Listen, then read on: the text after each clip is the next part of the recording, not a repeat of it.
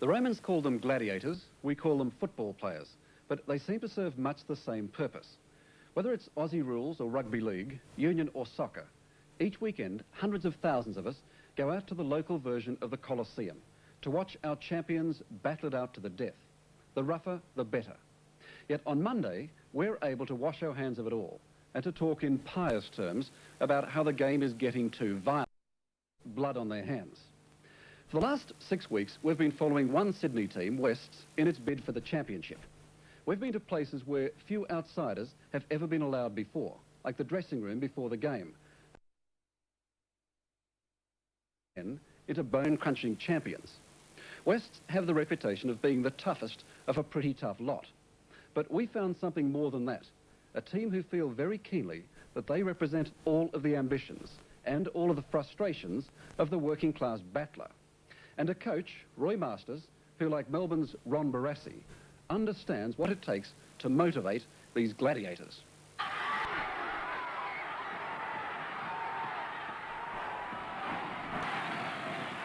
If you think it gets rough on the football field, have a look at what goes on before the game. This is what happens. Dressing room aggression.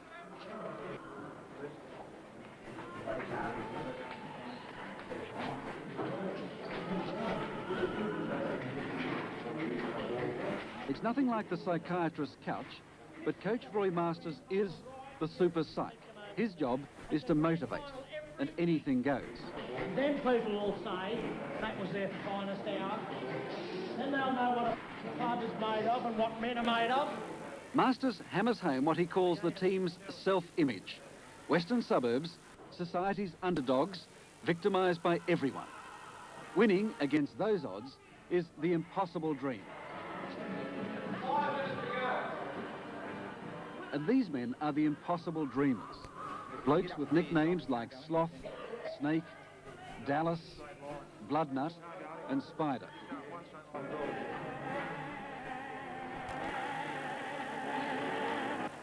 Wests are known as the toughest in a tough game. To some, they're the thugs of football. But that's not the way that 60 Minutes found them. We've got to reach that unreachable star. We've got to fight him wrong.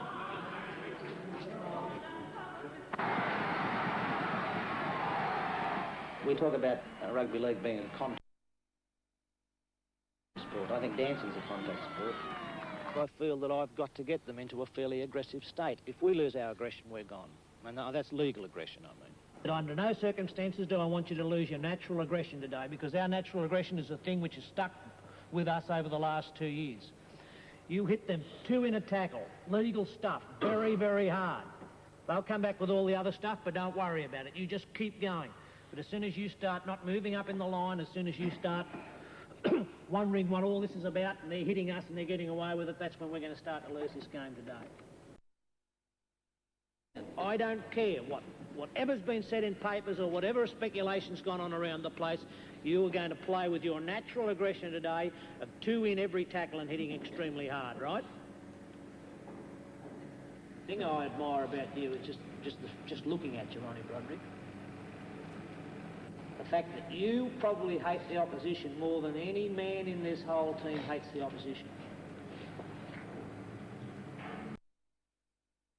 Last 2 or 3 games is that hatred is not coming out on the field. It's not shown in those long, hard, damaging runs and really hitting the bloke hard in tackles. Your mind wants you to hate, but your body's not hating them. But I admire you for hating them. But don't forget you've got to hit these bastards nice and hard. Don't forget that.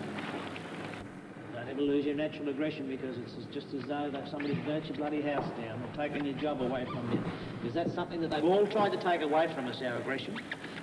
And as soon as they take our aggression away from us, we're...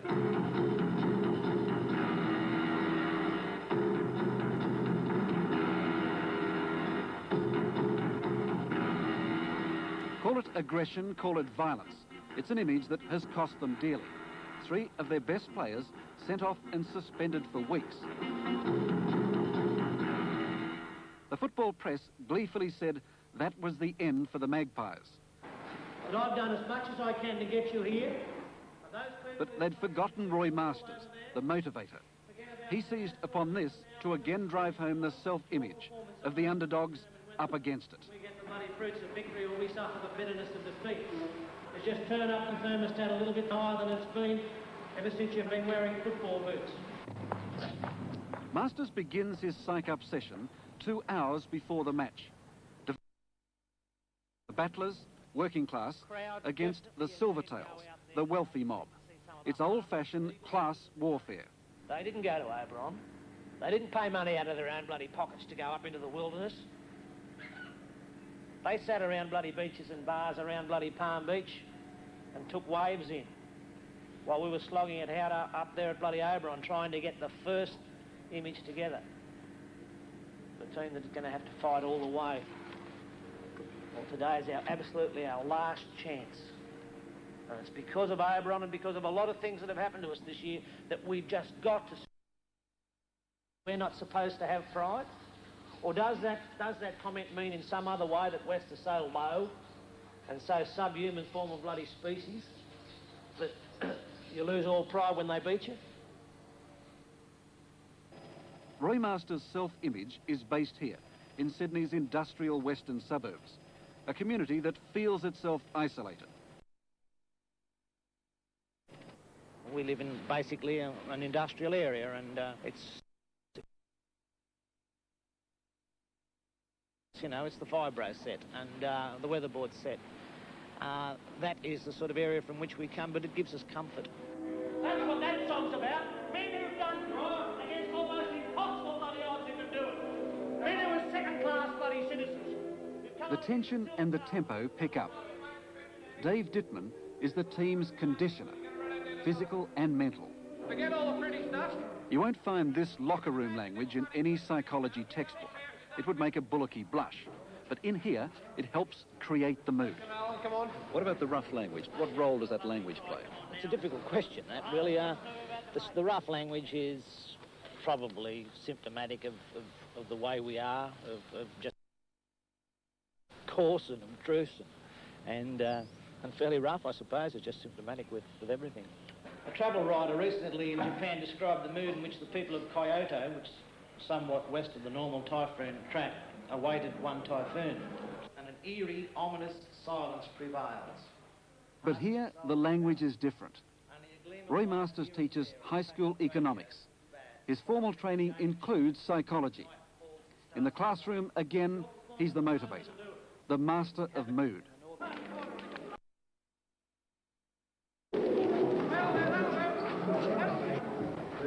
But why do grown men subject themselves to what amounts to brainwashing?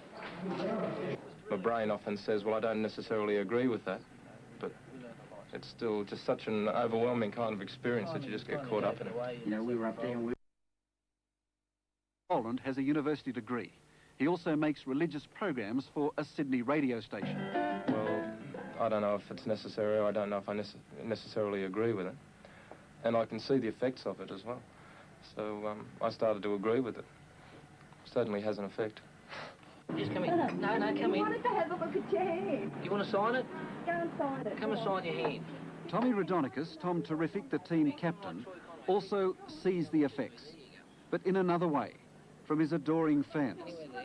This is the public approval for his football aggression, his driving self-motivation. Okay. You out the reg this evening? No, love, no. It'll be off in 2 weeks. I'm going to chop it off. Okay. Okay, girl. See you later. It's very important to for a player to be self-motivated also, because a coach can only do a certain amount. It's up then to the individual to do his own self-motivation. There are players in the team, for example, the extremely bright ones who, well, perceptive ones, who sort of say to me from time to time, Roy, I know you go on with this, but I make myself believe it. I'm starting to believe some of these things I say myself.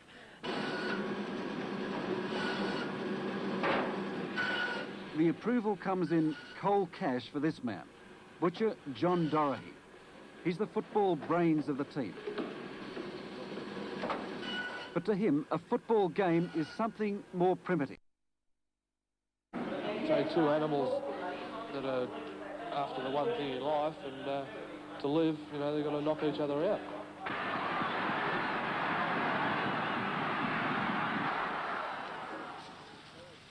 Roy Masters never lets up, even at a backyard barbie with the wives and the girlfriends.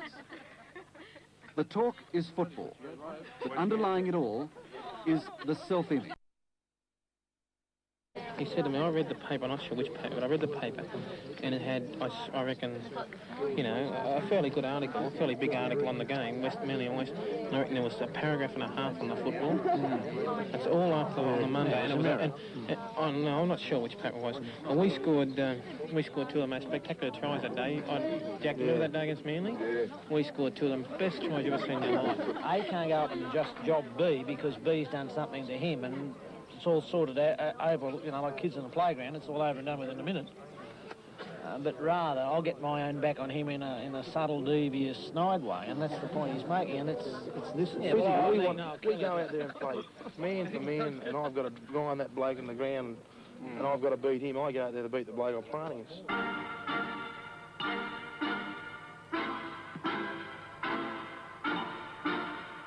It's called Search and Destroy, a motivation movie.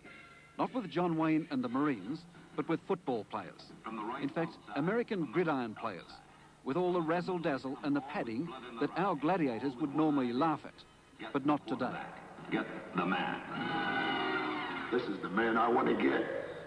I wouldn't use hypnosis because I find that hypnosis would probably be more successful with a team such as Cronulla or Canterbury or even Manly, because hypnosis tends to relax players and the sound of waves beating against the shore and things like that. The blokes from western suburbs have got no money.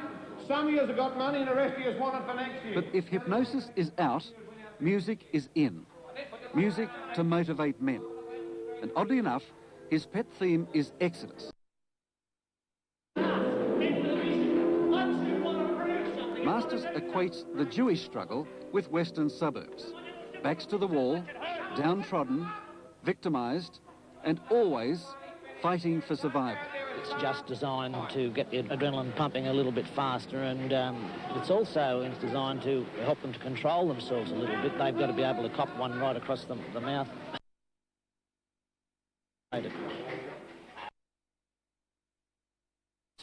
Pitch his players into a state of controlled fury. But he also knows that outside in the arena, the controls may disappear. I think that it's a little bit like the Roman days, but I think it's a part of people's venting their emotions by watching something that perhaps some of them may like to do themselves.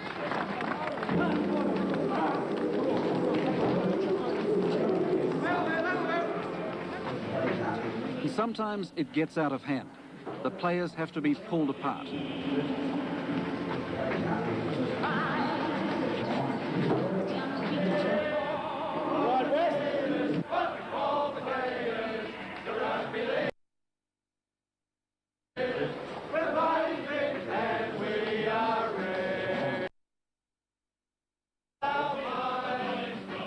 So once again, the Monday morning we'll all talk about how the game is too violent. But next weekend, we'll call for... At least the Romans were a bit more honest. Altogether, we spent 6 weeks with Wests, a team that had some of their top players disqualified for alleged violence. And we watched them succeed against all the predictions, winning game after game to approach the premiership against all of the odds. Last week, they lost. And this was to be our last look at the Gladiators.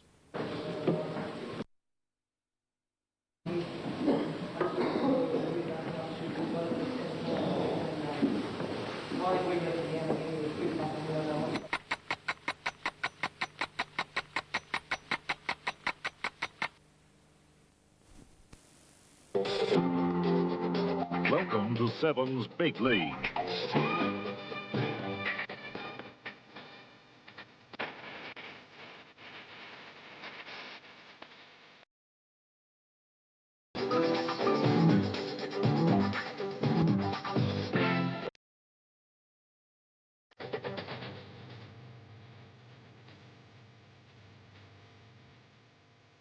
Here's Rex Mossop.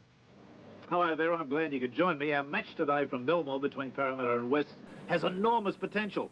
Parramatta won handsomely last weekend, 36-0 against Newtown, but suffered a heavy 24-10 defeat at Manly's hands in their midweek KB Cup semi-final, which has led to several team changes. Out goes halfback Peter Sterling. His replacement is the previous fullback Paul Taylor, a player with enormous enthusiasm but short on positional sense. Now, to fill that vacant fullback role, Jack Gibson has come up with a bombshell. Australian second rower Johnny Muggleton has been given the call. Now, he's not without experience in the position. Young player who's got the additional plus of more height, so lacking by Taylor. Now, West's 15-3 defeat of South Sydney in our 7 big league match last weekend has slipped them into third place, just 2 points behind Manly, and they're after that second spot. Back into the side comes forward the former representative forward Paul Merlo after missing last weekend's match, but a sour note for the Magpies. Their in-form lock Jim Lease has had to withdraw with leg muscle trouble, necessitating a forward shuffle. George Fard retains a spot in the second row, and Michael Duke slips back to lock forward. Now, usually we commentators say about a game, watch out for the clash of the forwards. Well, today I say to you, watch out for the clash of the backs. Between them, these two sides, that's half-back, 5'8", centre, wing and fullbacks, have scored a total of 121 tries this season. Now, for a look at the team's stats. Since Parramatta entered first grade in 1947, there have been 73 premiership matches between the clubs. West have won 44, Parramatta 27, drawn 2. This is their first game at Belmore. West have won 8 of their last 9 premiership games. Parramatta led out by their skipper Stephen Edge. This is the full side. Hunt, Michael Cronin, Steve Ella, Eric Roth, Brett Kenny, Paul Taylor at halfback in 1, Ray Price, Stephen Sharp second row 14, Peter Wynn, Chris Phelan, Stephen Edge, Jeff Bugden, coach Jack Gibson. Now Western Suburbs, led by their skipper Warren Boland. This is the full. Listen, Ross Conlon, Warren Boland, Terry Lamb, Greg Cox, Michael Duke at lock, Paul Merlo, George Fard second row, Terry Leabeater, Arthur Mountier, Bruce Clark, and coach Terry Fernley. The referee, Mr. John Gauchard. The kick-off at Belmore, and Muggleton gets into the act early. And Western Suburbs in defence at the moment in their black uniform with the white piping. There's Barry Ross on the sideline. There's a slight wind down here, mostly a crossfield, although favouring Western Suburbs slightly in this half. Wind. And the ground looking just a little bit burnt off now with the westerly winds and the dry sun we've had. And a lot of other grounds like that at this stage of the year too, Rex. And Price, that's a penalty.